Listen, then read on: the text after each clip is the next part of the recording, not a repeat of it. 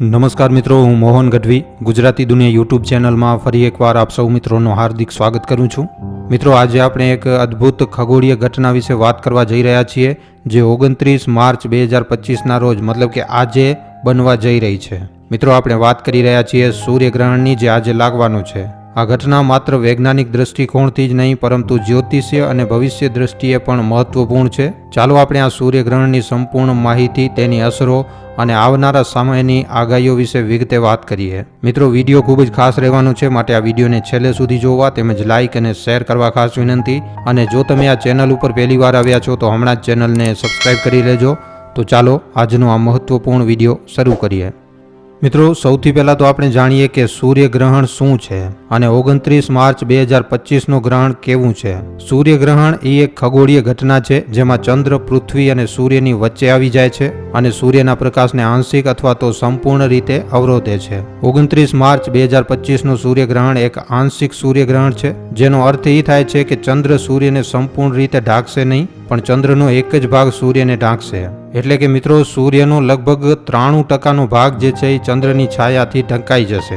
આ સૂર્યગ્રહણ આપણા ભારત દેશમાં નહીં દેખાય, પણ ઉત્તર પશ્ચિમ આફ્રિકા, ઉત્તર પૂર્વ અમેરિકા, યુરોપ, ઉત્તર રશિયા, ગ્રીનલેન્ડ, આઇસલેન્ડ, એટલાન્ટિક અને આર્કટિક મહાસાગરના વિસ્તારોમાં દેખાશે. ભારતીય સમય મુજબ આ ગ્રહણ મિત્રો આજે 29 માર્ચે બપોરે 2:20 ચાલુ થશે, જ્યારે આ સાંજે મિત્રો 4:13 સમાપ્ત થઈ જશે. આ ગ્રહણ લગભગ 4 કલાક સુધી ચાલશે, પણ ભારતમાં તેની દૃષ્ટિ સીધી ન હોવાથી આ ભારત ઉપર આની સીધી કોઈ અસર નહીં થાય. વૈજ્ઞાનિક દૃષ્ટિકોણથી સૂર્યગ્રહણનું મહત્વ. ખગોળશાસ્ત્રીઓ માટે સૂર્યગ્રહણ એક મહત્વની ઘટના છે, કારણ કે તે સૂર્યના બાહ્ય વાતાવરણને અભ્યાસ કરવાની તક આપે છે, જે સામાન્ય રીતે સૂર્યના તેજને કારણે જોવું મુશ્કેલ હોય છે. વૈજ્ઞાનિકો આ ઘટનાનો ઉપયોગ સૂર્યની પ્રવૃત્તિઓ, સોલર ફ્લેર્સ અને ચંદ્રની ભ્રમણકક્ષાના અભ્યાસ કરવા માટે કરશે. આ ગ્રહણ દરમિયાન નાસા અને અન્ય સંસ્થાઓ દ્વારા લાઈવ પ્રસારણ પણ કરવામાં આવશે, જેથી વિશ્વભરના લોકો આ અદ્ભુત ઘટનાને જોઈ શકે.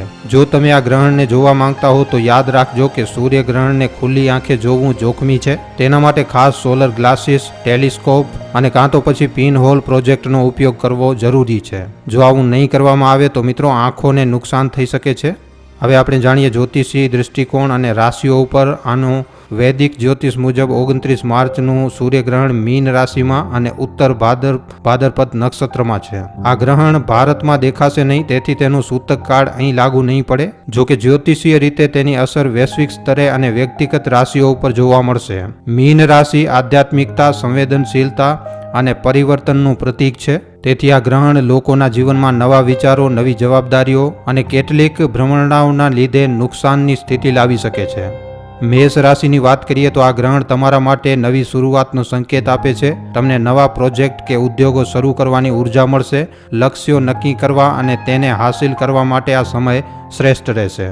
વૃષભ રાશિ, તમારા માટે આ ગ્રહણ આંતરિક શાંતિ અને આધ્યાત્મિકતાનો વિકાસનો સમય લાવશે. જૂના ભૂતકાળના મુદ્દાઓનો સામનો કરવો પડી શકે છે. મિથુન રાશિ, તમારા માટે કારકિર્દીમાં નવી તકો મળશે, પણ નિર્ણયો લેતી વખતે સાવધાની રાખવી. સંબંધોમાં સંતુલન જાળવવું જરૂરી છે. કર્ક રાશિ, તમારા માટે વ્યવસાય અને વ્યક્તિગત જીવનમાં સફળતાની તકો છે. નોકરી બદલાવા કે નવા પ્રોજેક્ટ શરૂ કરવા માટે સારો સમય છે. સિંહ રાશિ, સંબંધોમાં તણાવ, નાણાકીય નુકસાન અને કામમાં અસ્થિરતાનો સામનો કરવો પડી શકે છે. આ સમય દરમિયાન તમને ખાસ ઉતાવળા નિર્ણયોથી બચવું જોઈએ. કન્યા રાશિ, નોકરી શોધનારાઓ માટે સામાન્ય અસર રહેશે. લક્ષ્યોની સમીક્ષા કરીને યોજના બનાવવાનો સમય છે. તુલા રાશિ, સંબંધોમાં સુધારો અને પ્રેમમાં નવી શક્યતાઓ. નવો વ્યવસાય શરૂ કરવા માટે સારો સમય છે. વૃશ્ચિક રાશિ, જીવનમાં નાના મોટા ફેરફારો થશે. નવી તકોનો લાભ લેવો અને સ્વાસ્થ્ય ઉપર ધ્યાન રાખવું. ધનુ રાશિ, કામ અને નાણાકીય મુશ્કેલીઓ આવી શકે છે. ધીરજ રાખવી અને નવા શોખ અપનાવવા. મકર રાશિ, વ્યક્તિગત અને વ્યવસાયિક જીવનમાં ફેરફાર થશે. રોકાણમાં સાવધાની રાખવી. કુંભ રાશિ, સકારાત્મક ફેરફારો અને નવી ઉર્જા મળશે. સંચાર કૌશલ્યનો ઉપયોગ કરીને તકો મેળવવી. મીન રાશિ, આત્મનિરીક્ષણનો સમય છે. કારકિર્દીમાં પ્રગતિ માટે ધીરજ રાખવી. હવે મિત્રો, આપણે જાણીએ કે ભવિષ્યની આગાહીઓ સૂર્યગ્રહણના લીધે આવનારા સમયમાં શું થશે. મિત્રો, આ સૂર્યગ્રહણ 2025નો પ્રથમ ગ્રહણ છે અને તે વૈશ્વિક સ્તરે વ્યક્તિગત જીવનમાં નોંધપાત્ર ફેરફારનો સંકેત આપે છે. ચાલો મિત્રો કેટલીક ભવિષ્યની આગાહીઓ જોઈએ. સૌથી પહેલા વૈશ્વિક સ્તરે શું ફેરફારો થશે? મિત્રો, પર્યાવરણ. આ ગ્રહણ પછી એપ્રિલથી જૂન 2025 દરમિયાન હવામાનમાં અધારણ્ય ફેરફાર થશે જોવા મળી શકે છે. ઉત્તર ગોળાર્ધમાં અતિવૃષ્ટિ કે દુષ્કાળની સ્થિતિ સર્જાઈ શકે છે. પછી જો રાજકીય ઉથલપુથલની વાત કરીએ તો યુરોપ અને ઉત્તરી અમેરિકામાં રાજકીય અસ્થિરતા વધી શકે છે, કારણ કે આ ગ્રહણ ત્યાં દેખાશે. નવા નેતૃત્વનો ઉદય થઈ શકે છે. આર્થિક પરિસ્થિતિને જોઈએ તો મિત્રો, નાણાકીય બજારોમાં એપ્રિલ અને મે મહિના દરમિયાન 2025માં અસ્થિરતા જોવા મળી શકે છે. આ દરમિયાન રોકાણ કરનારાઓને સાવધાની રાખવી જોઈએ. પછી આની વ્યક્તિગત જીવનમાં અસર શું થશે તે વિશેમાં વાત કરીએ તો મિત્રો, આધ્યાત્મિક જાગૃતિ. મીન રાશિમાં થતું આ ગ્રહણ લોકોને આધ્યાત્મિક તરફ દોરશે. 2025ના મધ્ય ભાગમાં ધાર્મિક પ્રવૃત્તિઓમાં વધારો થશે. સંબંધોની વાત કરીએ તો એપ્રિલથી જુલાઈ 2025 દરમિયાન સંબંધોમાં પરિવર્તન જોવા મળશે. કેટલાક માટે નવા સંબંધોની શરૂઆત થશે, જ્યારે કેટલાક માટે જૂના સંબંધોનો અંત આવશે.